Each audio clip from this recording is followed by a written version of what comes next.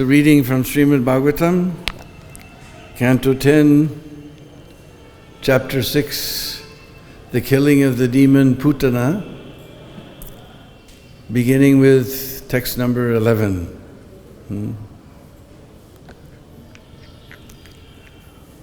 Om Namo Bhagavate Vasudevaya.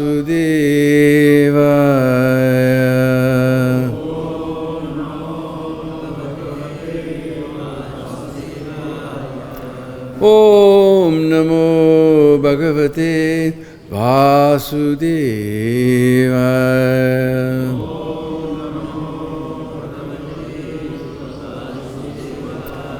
Om Namo Bhagavate Vasudevaya.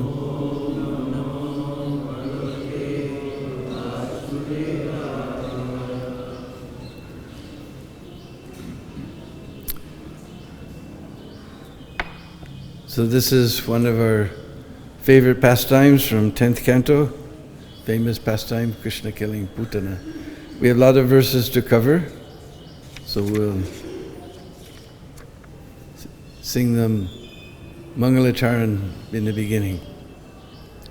Om Ajnana Timirandasya Gyananjana Shalakaya Chaksurun Militam Jena Tasmai Sri Gurave Namah Sri Chaitanya Bhistam Stapitam Jena Bhutale Sayam Rupa Kadamayam Dadati Svaparandiyam Aradhanastranandandai Hridam Yache Puna Puna Srimad Rupa Padambujo Dulisyam Janma Janmani Jaya Sri Krishna Chaitanya Prabhu Nityananda Sri Advaita Gadadhar Shivasari Gaura Bhakta Vrinda Hare Krishna Krishna Krishna Hare Hare Hare Rama Rama Rama Hare Hare Panchakalpatarubhyascha kripa sindhu bhaivacha patitanam pavanebhyo vaishnavebhyo namo namah.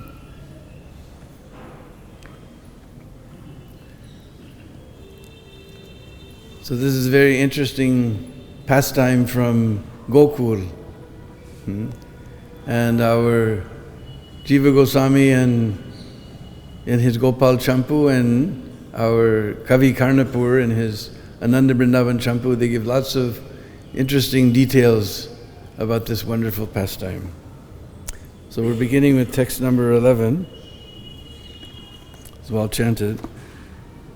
Samuncha munchalam iti prabhasini nispidamya naikila jiva marmani vivritya netre chanano bhujo muhu pravina gatra shipati rurudaha.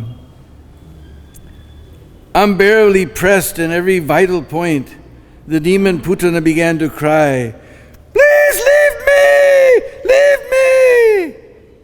Suck my breast no more!" Perspiring, her eyes wide open and her arms and legs failing, she cried very loudly again and again. Purport by Srila Prabhupada. The Rakshasi was severely punished by Krishna.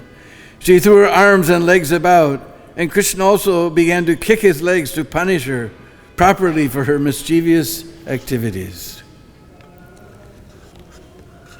So Jiva Goswami describes, it's very interesting here because this is a pastime where everybody gets to take part in this pastime. As Prabhupada explains in Krishna book, in relation to this Krishna's appearance, that when Brajendraనందন and Shyamsundar appears, all the avatars, all the expansions, everything merge with the Supreme Personality of Godhead. And Srila Prabhupada explains that actually the killing of the demons isn't done by Brajendraనందন and Shyamsundar. He only enjoys loving pastimes with his devotees. Killing that business, that is done by Mahavishnu. So Mahavishnu, he's also there within Krishna. Krishna is just enjoying, he's just having a wonderful time. All the killing of the demons done by Mahavishnu. Here we have specifically yesterday mentioned that Putana smeared poison all over her breast. such a powerful poison, even 1,000 elephants would die by a drop of this poison. So we know that whenever there's poison, who do we call? Who, the poison buster? When there's poison, who do we call? Lord Shiva. So he's also within Krishna. So Lord Shiva, he came, he licked all the poison off of the breast. That's his duty. So then, Krishna, he's just enjoying, so he drank the milk. Then Mahavishnu, who's also there within Krishna, he grabbed Putana's breast. He kicked her and so many things. This is all done by Mahavishnu. And Putana was screaming and screaming and screaming, "Oh child, leave me! She was suffering like anything. She had caused so much suffering to so many small children. Now the tables were turned, she was suffering like anything. So text number 12.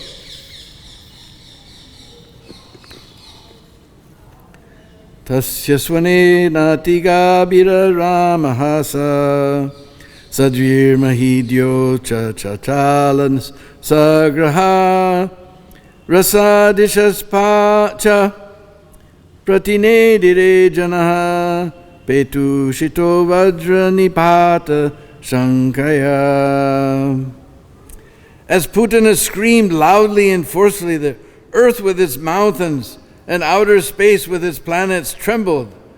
The lower planets in all directions vibrated, and people fell down, fearing that thunderbolts were falling upon them.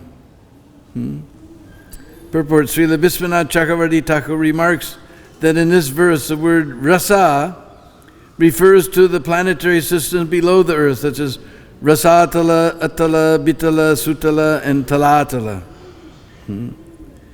So Putana's screaming was so loudly and so loud and so forceful, all the poor Brishbasis, their brains were shocked. They thought thunderbolts were crashing down upon them. And it says even the lower planetary systems. Here's mentioned Rasa, so that's Rasatala. So even the lower planetary systems were disturbed by Putana's screaming.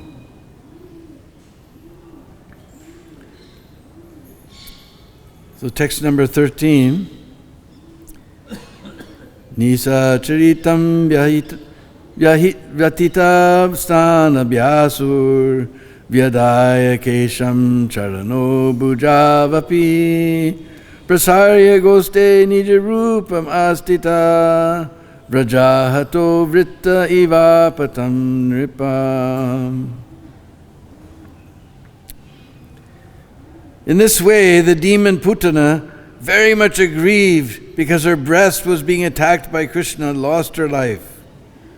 O King Parikshit, opening her mouth wide and spreading her arms and legs and hair, she fell down in the pasturing ground in her original form as a Rakshasi, as Vrittasura had fallen when killed by the thunderbolt of Indra. Purport: Putana was a great Rakshasi who knew the art of covering her original form by mystic power. But when she was killed, her mystic power could not hide her, and she appeared in original form. So Gopal Champu describes, actually, she was screaming and shouting, and she ran to the door, and it appeared that she flew through the sky into the pasturing grounds. But Jiva Goswami explains, actually, Krishna threw her, because he knew now she's going to assume her original form. And we'll hear about how huge this form is. So Krishna tossed her through the air, and she landed in the pasturing grounds. And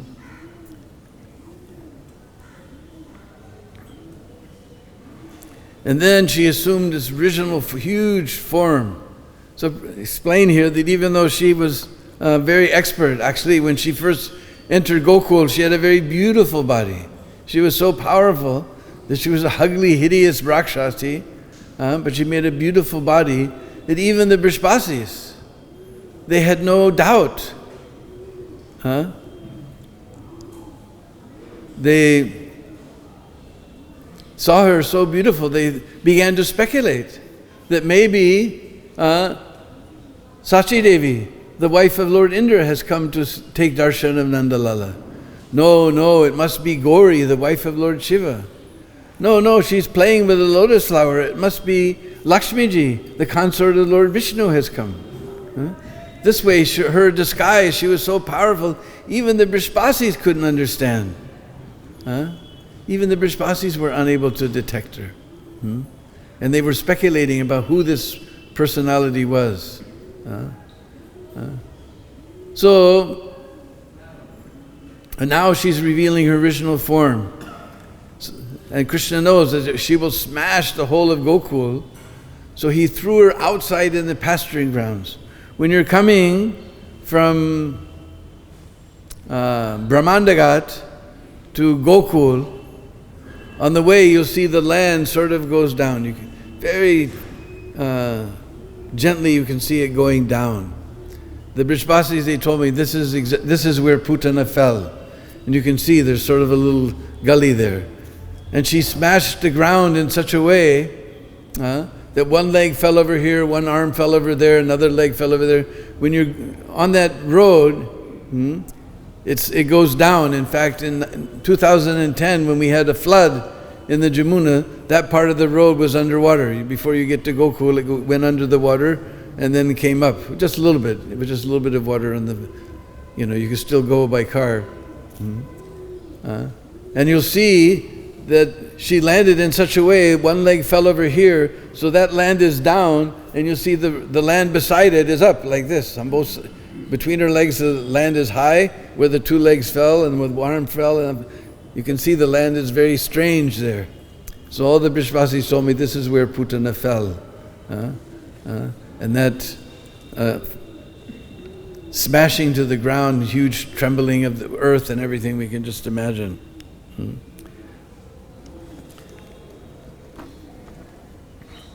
So Prabhupada explains, although she could hide her form, her mystic power was nothing in front of Krishna. And she appeared in her original form. The text 14. Pattamano pita deha striga yutyantara druman churnayam asha rajendra maharasitarad bhutam. O King Parikshit, when the gigantic body of Putana fell to the ground, it smashed all the trees within a limit of 12 miles. Appearing in a gigantic body, she was certainly extraordinary. Purport, because of grievous hurt imposed upon her by Krishna sucking her breast, Putana, while dying, not only left the room, but abandoned the village and fell down in the pasturing ground in her gigantic body. And so we just described, actually, our Gopal Champu describes Krishna threw her out into the fields. And interesting thing Gopal Champu describes, she was so beautiful. It's described that she passed through the whole village. Nobody stopped her. Nobody detected that she was coming to harm Krishna. She was such a powerful Rakshasi. She could hide even from the Brishbasis. Even from Mother Yasoda. Mother Yasoda and Rohini were sitting there without even knocking the door. Putana entered this house, this beautiful lady swirling a lotus flower. She entered the house and walked right in front of Mother Yasoda and Mother Rohini and went directly to the room where Krishna was lying in his cradle.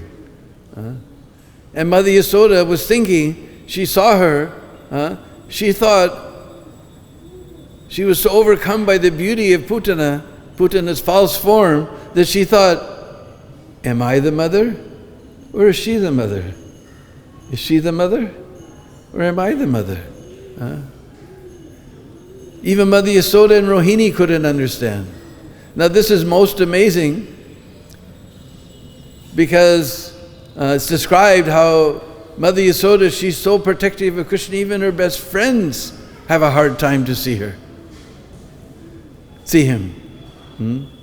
She's so protective. Somebody will come, oh, he just woke up, I have to bathe him, you please come later. Oh, I just bathed him, now I have to feed him, you please come some other time, like that. I just fed him, he has to take rest. Even her best friends can't even come to see him so easily. Now, strange woman, without even knocking the door, walks into the house, walks towards Krishna's cradle, and Mother Yasoda and Mother Rohini don't do anything. So our acharyas have explained that it can only mean that Krishna expanded his Yogamaya potency. Otherwise, even Mother Yasoda's best friends can't see Krishna so easily. She's so protective.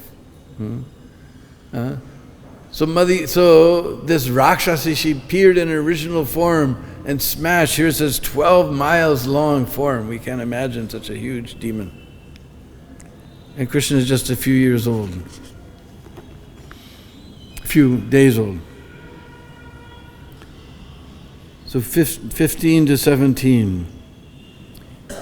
Ishamatro gradam strasyam giri kandara nasikam gandashailastanam rodram prakirnaruna murdapjam andakupa gabiraksham pulindaroha bhisanam badasetu bujovangri shunyatoya radadaram santatrasu smata Bhiksha gopa gopya kalevaram purvam tu tani hasvanita binavrit karnamastaka. Now a description of Putana when she changed her original form. The Rakshasi's mouth was full of sharp teeth, each resembling the front of a plow. Her nostrils were deep like mountain caves, and her breasts resembled big slabs of stone fallen from a hill. Her scattered hair was the color of copper. The sockets of her eyes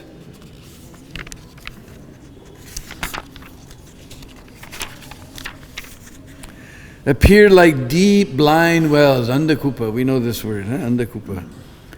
Her fearful thighs resembled the banks of a river. Her arms, legs, and feet seemed like big bridges, and her abdomen appeared like a dried up lake. The hearts, ears, and heads of the cowherd men and women were already shocked by the Rakshasi screaming, and when they saw the fierce wonder of her body, they were even more frightened.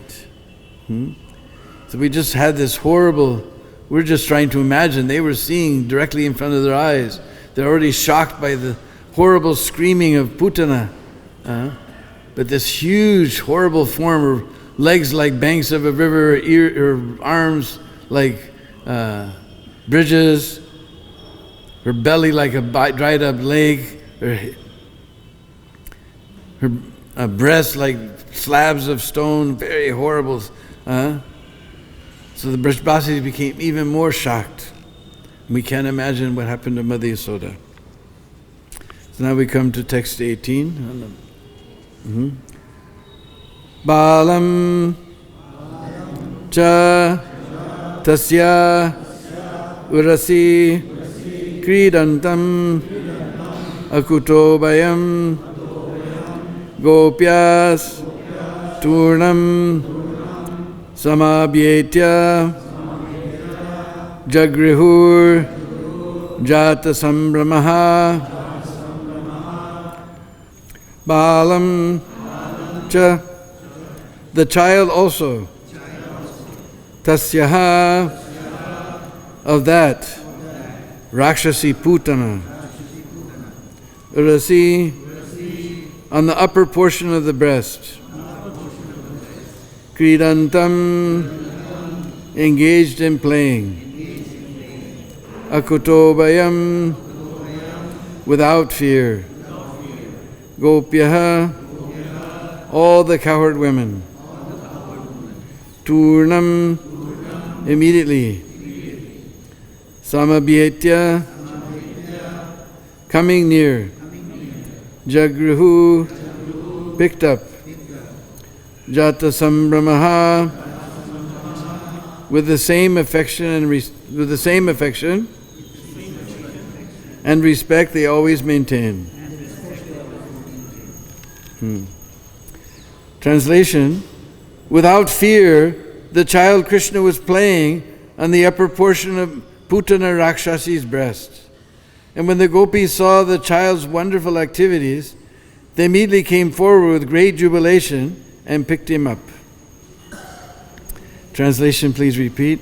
Without fear, the child Krishna was playing on the upper portion of Putana Rakshasi's breast. And when the gopis saw the child's wonderful activities, they immediately came forward with great jubilation and picked him up. Purport by His Divine Grace, A.C. Bhaktivedanta Swami Srila Prabhupada. Here is the Supreme Personality of Godhead, Krishna. Although the Rakshasi Putana could increase or decrease her bodily size by her mystic abilities and thus gain proportionate power, the Supreme Personality of Godhead is equally powerful in any transcendental form. Krishna is the real personality of Godhead because whether as a child or as a grown-up young man, he is the same person. He does not need to become powerful by meditation or any other external endeavor. Therefore, when the greatly powerful Putana expanded her body, Krishna remained the same small child and fearlessly played on the upper portion of her breast. Sadaishvarya Purna. Bhagavan, the Supreme Personality of Godhead, is always full of all potencies, regardless of whether he is present in this form or that. His potencies are always full. Parasya Shakti Vividai Visruyate. He can display all potencies under any circumstances. Balam cha tasya urasi kridantam akuto bayam gopyas turnam samabhyetya jagrihur jata sambramaha. Without fear, the child was playing in the upper portion of Putana Rakshasi's breast. And when the gopis saw the child's wonderful activities, they immediately came forward and with great jubilation picked him up.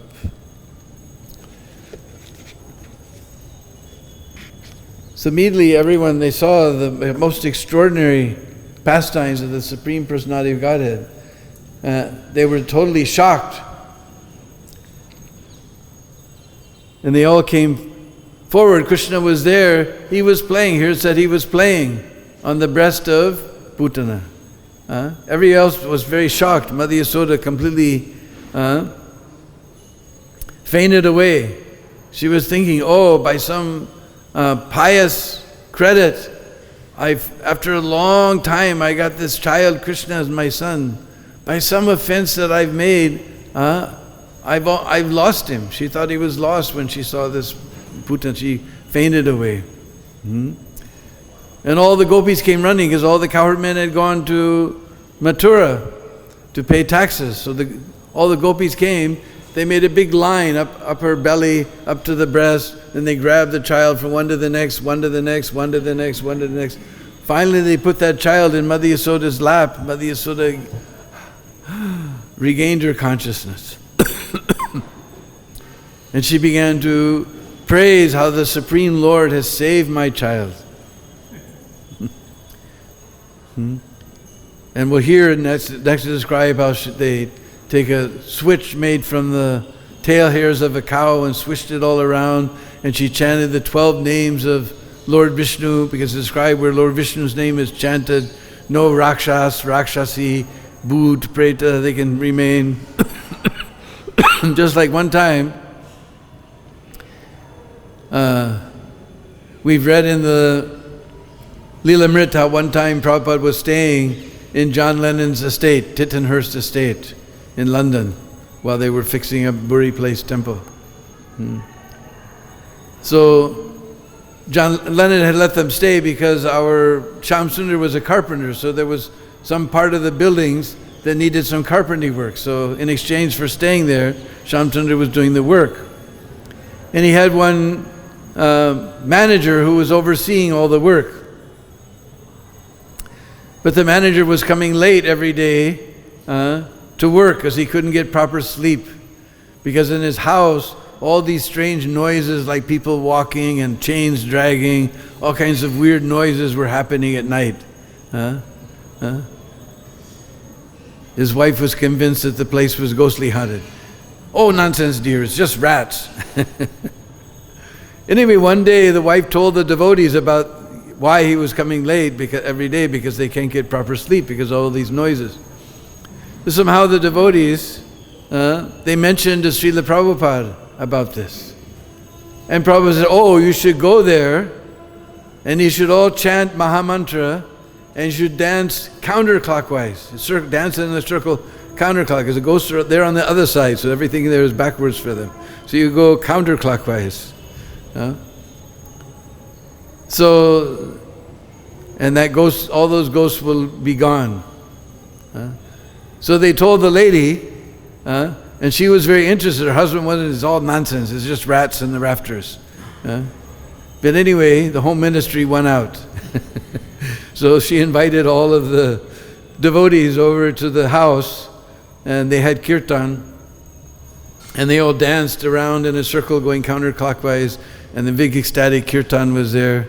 And next day, he came to the stage very bright-eyed and came early, in fact.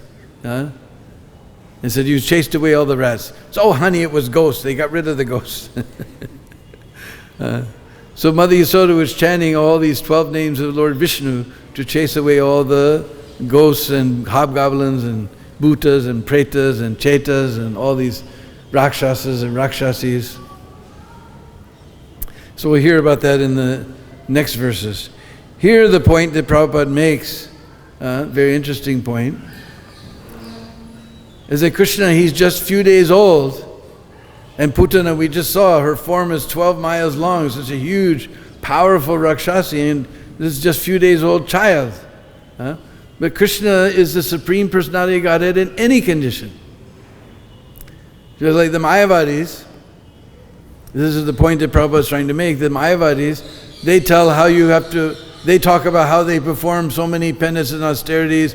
They lived in the Himalayas, sitting in the ice water in the winter time and sitting in the fire. You can go down to the Kumbh Mela and see the sadhus with all these cow dung fires all around them and a big clay pot on top of their head with cow dung fire going on, and they're sitting in the hot sun chanting and doing all their austerities.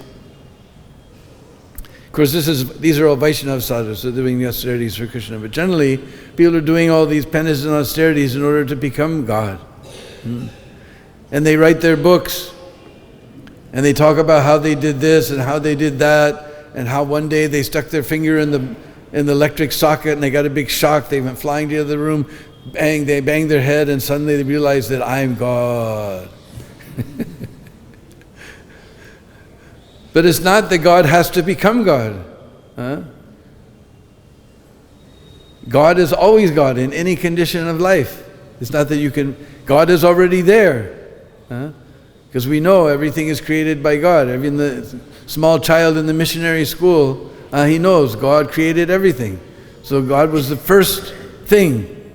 So he was always there. It's not that somehow he became God. He had to go to engineering school and learn how to engineer the universe and get his degree and do his apprenticeship. No. Without anything, he's always God. It's not that, so there's no question of becoming God. God is already there. How can you become God? But they're telling us that yes, you perform these austerities, you chant this mantra, you give me $50 and I will make you God. But there's no question of God becoming God. God doesn't have to go to school. There's no school for becoming God. God is God in all circumstances, past, present, and future. So here Krishna is only a few days old child, and this huge Rakshasi has come. And even as a tiny child, immediately he dispatched Putana very easily, without any trouble. She was screaming like anything. Krishna, and we just read, Krishna was playing. Generally, if we do some hard task, then we're, oh, wow, we're just like that. But here's this guy, Krishna was playing on Putana's breast. It wasn't any effort for him at all. So, over and over in this purport, Prabhupada makes the point that God is always God in any circumstance, even he playing the part. Krishna's never, doesn't become a small child. This form eternally exists in the spiritual world. And it's all powerful in any condition. Even as a small, few days old child, he was able to dispatch this huge Rakshasi Putana. So our position is not that we're not practicing our sadhana to become God. We're practicing our sadhana to become devotee of God. And you just think about it, which is better, to be God or be devotee? Just like sometimes I imagine, Radha Shyam Sundar, Krishna Balaram, they're standing there. All these Kali Yuga creatures are coming and taking darshan. All types of shapes and forms and weird looking creatures. That's what they're seeing. What are we seeing? We're seeing, oh, Krishna Balaram, so beautiful. Balaram's got his mussel one day, that nice gold-plated mussel. And Shyam Sundar's got a beautiful flute with a peacock in the end. And Radharani has so beautiful garlands. And Shyam Sundar has so beautiful garlands. So which is better, to be God or be the devotee? So our interest is not to become God. Our interest is not to become. Our position is to return to our original position. Our Jivera Swarup Hoy, Nitya Krishna Das. Our eternal position is as the servant of Krishna. Because I also, before I became devotee, we were also taking certain substances and speculating at the speed of mind, and we'd always come to the conclusion, I'm God, you're God, we're all God. Look at all these foolish people, they don't know they're God, And then after the substance would wear off, we go, wait a minute, something's not right, I had it all figured out last night, and I can't figure it out this morning. Just like somehow or other, we were living in the mountains above Boulder, Colorado, because 1969, that's where Boulder was one of the places, besides Woodstock, one of the places that everybody went was Boulder, Colorado. And they were just living in little plastic shelters in the mountains, because the weather, it was summertime, the weather was very nice. So one time, we saw there was a beautiful mountain, so we decided we'd go climb to the top of the mountain. Because I always like to do simple, not heavy mountain climbing like they do in Everest, but just simple mountains we have in California and in the Rocky Mountains. So one friend and I, we decided to climb together up to the top of the mountain. So we're going along, and suddenly we came to this very heavy barbed wire fence. It said, Boulder City Watershed, trespassers will be prosecuted. This river coming down was that was the drinking water of the town of Boulder down below. So they didn't want you going there. But the shortest distance between 2 points is a straight line. The straight line went across this prohibited place. So I looked at my friend, did you see a sign? I didn't see any sign. Sign? What sign? You saw a sign? I didn't see no sign. So we squeezed through the barbed wire, then we did exactly what they didn't want us to do. We got to the river, and immediately took off all our clothes and jumped in the river and took our bath. So we were bathing in the water supply of Boulder City, which is exactly what they didn't want us to do. Anyway, they had built a dam. We got to the other side, we dried off, we put our clothes back on, and we were walking. And they made a dam, so they had smashed all the trees to make this dam. So we stuck out like sore thumbs. We were walking in the forest, no one could see us. So the forest ranger saw us. So the forest ranger came and picked us up and said, you boys is trespassing. I said, I'm a child of God. This is my father's property, so how am I trespassing? He said, well, I might agree with you, but you're going to have to tell it to the judge. I don't make the laws, I enforce the law. So anyway, they took us down to jail in Boulder, and I was in the jail was all metal bars, metal floor, metal bed, everything was metal, and all the sounds in the jail echoed, whatever sound was going on. I'm stuck there in the cell all by myself. And then all my philosophy started to fall apart. Because I was thinking, wait a minute, God can't be in anxiety. You're God. Inside the jail, outside the jail, it's all one, isn't it? Sure wish I was out of here. No, come on, you're God. God can't be in anxiety. All my philosophy was falling apart. And I kept thinking, no, inside the jail, outside the jail, it's all one. So anyway, I started doing anything to forget about the fact that I was in jail. And so I started singing, old Bob Dylan songs. There must be some kind of way out of here, said the joker to the thief. There's too much confusion, I can't get no relief. My trip has been a pleasant one, my time, it wasn't long.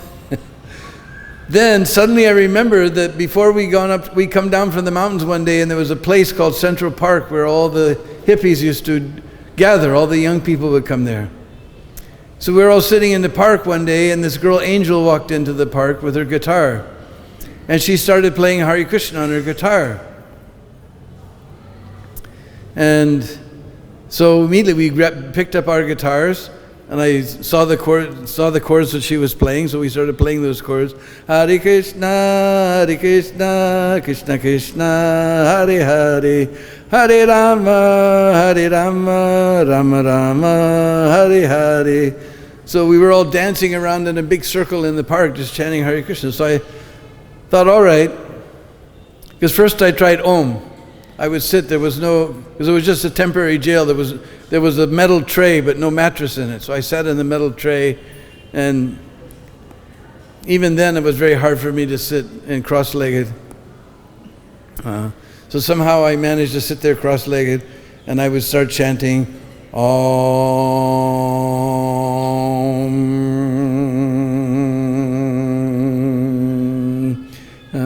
But as soon as it would end, all the sounds of the jail would come crashing down. I said, I'm in jail, what am I going to do?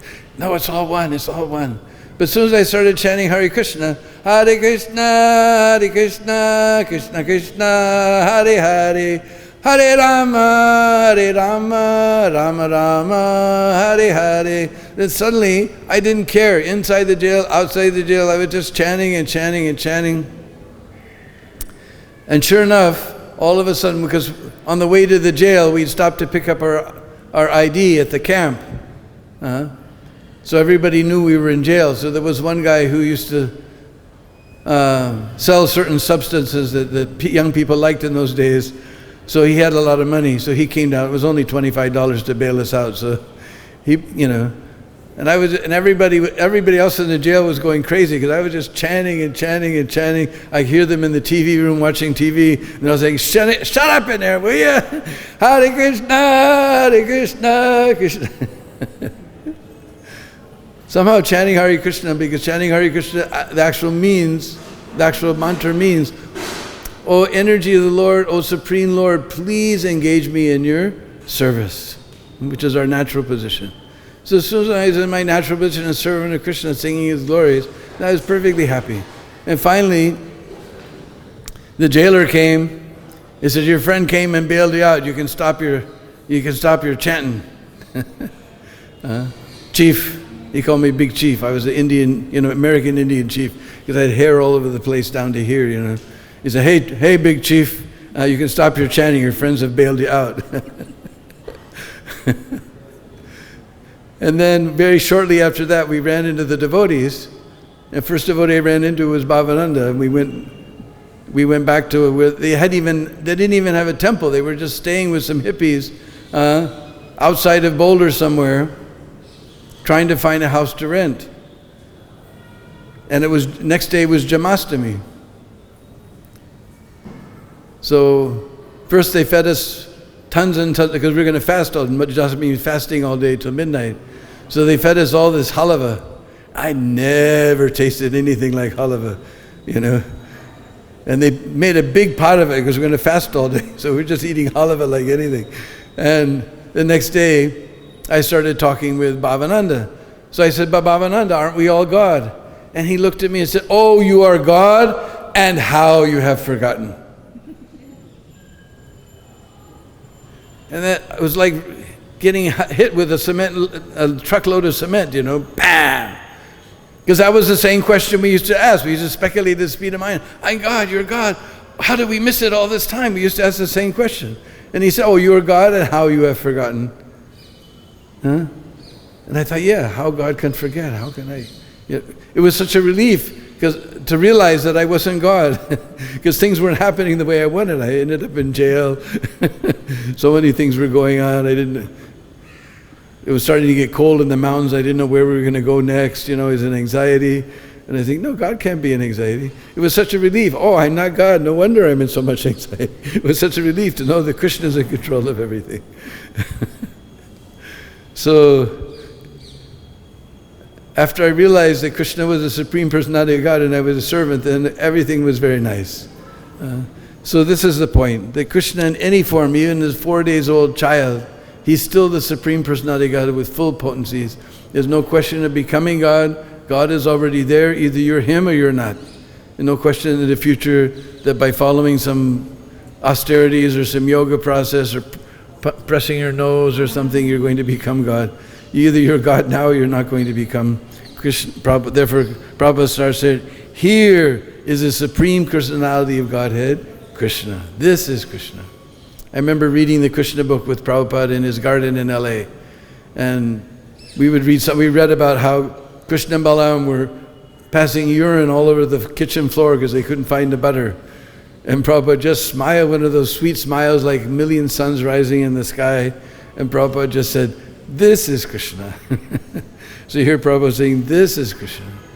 And we're going to hear at the end of this chapter, we hear how kind Krishna is, because Putana came, she smeared poison on her breast. She came to kill Krishna.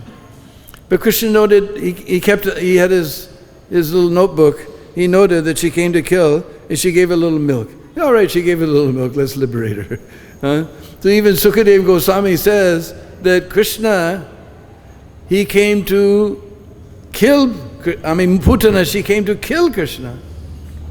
But she did a little service, she offered a little milk. Krishna gave her liberation, not just ordinary liberation, but Jiva Goswami describes that she got, he said, like a mother. Like a mother means a nurse. Nurse is like a mother. And he described that she got liberation all the way up to Goloka. But she's a special type of Sarupya Mukti, where she gets a form like a devotee. She gets to be in Golok, but she doesn't get in, because of her offense, she doesn't get any direct service of Krishna. She's just as a nurse, but she never gets direct service of Krishna. So Sukadeva Goswami, he's so astonished that Putana came to kill Krishna because she did some tiny little service. Krishna noted it down, and she got all the way to Golok. Then Sukadeva Goswami says, what will happen to those people who day and night are chanting Hare Krishna, Krishna Krishna, Hare Hare, Hare Rama, Rama Rama, Hare Hare. What is their destination? We can't imagine. Thank you very much. Hare Krishna.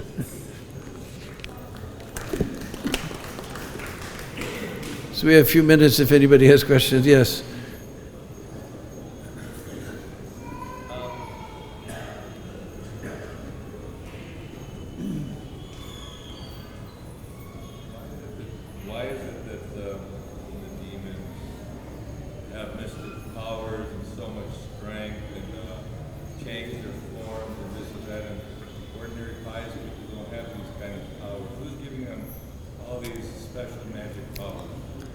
Well, just like we saw in the case of Hiranyakashipu, he performed such austerities such austerities no one knows. 100 years on the tips of my toes. So they perform great penances and austerities. Therefore, performing all these penances and austerities doesn't necessarily get us close to God, because we see even the demons perform austerities. And we see mostly the heart becomes very hard by doing all these dry austerities. But by performing devotional service, actually we get the best, we get the most powerful mystic power. We're able to change matter into spirit. Krishna explains in Bhagavad-Gita that whatever you offer to me, whatever is done in devotional service, then the offering, the person who's offering, the result of the offering, everything is Brahm, everything is transcendental. So we take ordinary matter, some orange and apple, and we cut it up and we offer it to Krishna, and it becomes spiritualized. We have a house. In the old days, we used to get a house in the low rent district of town where nobody wanted to go, and we painted funny colors and put a sign outside Radha Krishna temple. And people would walk in. I remember so many times somebody would walk into the house. Wow, there's some electricity was there in the air in that house, because everybody was enthusiastically serving Krishna. It's just an ordinary house with cement and bricks and glass and steel and aluminum and carpet. But somehow or other, because this is being used in Krishna's service, it's totally spiritualized. So the devotees, they have the most powerful mystic power. They can change matter into spirit. And we saw just here in Madhuvan, this poor Ambarish Maharaj, Durvas Muni thought that he offended him by drinking some water before he came, and he sent this huge demon, and Lord Sudarshan Chakra came and chased that. So it's not that the poor pious people are without powers, that behind them is Krishna, and they always have faith that Krishna, that's one of the, in Nectar Devotion Scribes, one should always have faith that Krishna will protect them in all circumstances. So if you perform grace, because even there in Madhuvan, just nearby here, Dhruva Maharaj was a little boy. He was performing his penances and austerities. He became so powerful. If you're standing on one toe, then sometimes you may lose your balance and you'll wobble like that. But instead of him wobbling, the whole universe was wobbling. And all the demigods got frightened. They went to Lord Vishnu, you got to do something about this guy. So we can get powers also, but devotees aren't interested in power. They know that Krishna will always protect them in all circumstances. Just like they were always talking about, when I lived in California, every few years somebody would come up with that he got some prediction from his crystal ball, or he got a dream that there's going to be an earthquake and California is going to slide into the Pacific Ocean. And they went to Prabhupada, what should we do? Should we move to New York? And Prabhupada said, we are chanting Hare Krishna. Krishna will be not so unkind to let us fall into the ocean. And if he does, we'll all sit down together and chant Hare Krishna. Yes. It is said that when Putana approached Krishna, Putana, yeah. approached Krishna, Krishna closed his eyes. Yeah. Can you give reasons why Krishna closed his eyes? Can you give reasons why Krishna closed his eyes? Somebody gave class the other day, told all those reasons. One reason was that he just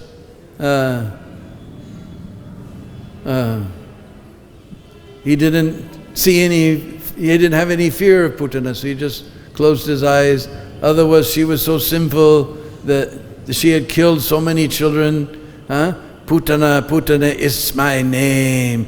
Eating little children is my game. So he didn't want to see the face of this sinful person. Other was that he was going to kill a woman, so he closed his eyes. I can't remember all the reasons right now. I didn't study that last night. But these are some of the reasons. Every acharya is given some reason.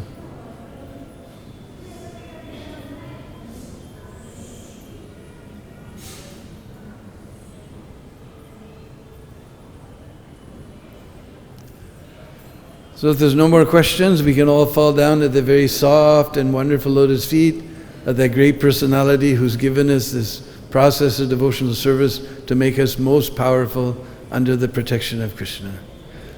Srila Prabhupada ki